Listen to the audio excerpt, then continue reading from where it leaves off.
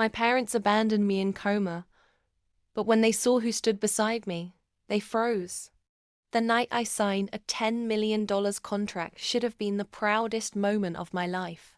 I was finally ready to share the news with my parents, the ones who never truly believed in me. But as I reached the top of the staircase, my sister's hand shoved me hard. I tumbled down. Bones cracked, my head hit cold marble, and darkness swallowed me whole. When the doctors told my parents I was in a coma, their response wasn't grief. It wasn't love. It was cruelty. "Serves her right," they said, as if my success had been a crime. And then they left me.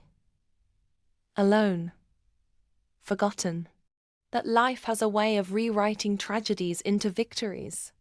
Months later, I woke, weak but alive. And by my side wasn't my family, but someone far more powerful. The CEO who had signed that $10 million deal with me.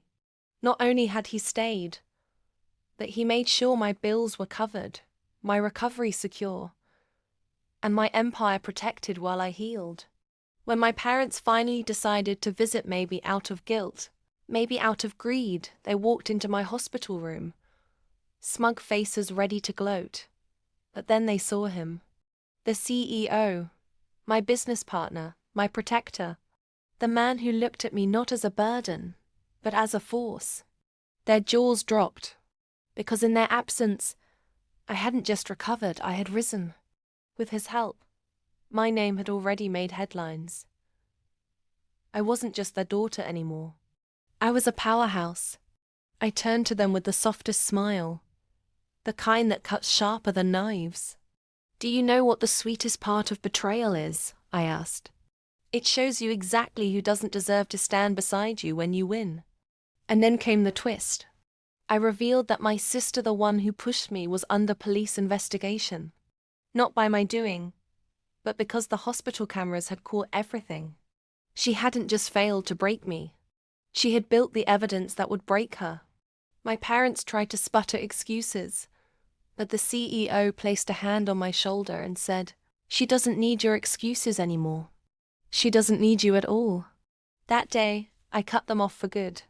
No inheritance, no access, no seat at my table. They abandoned me in a coma. I abandoned them in success. And the sister who tried to end me, she now watches me shine from the shadows of her own downfall. So here's my message to anyone who's ever been betrayed by blood. Sometimes the deepest falls give you the highest rise. And revenge, it doesn't always come with fire. It comes with silence, power, and success. If this story left you speechless, subscribe to my YouTube channel for more jaw-dropping tales of betrayal, ultimate revenge, and the sweet taste of justice. Because trust me, the best revenge stories are the ones no one sees coming.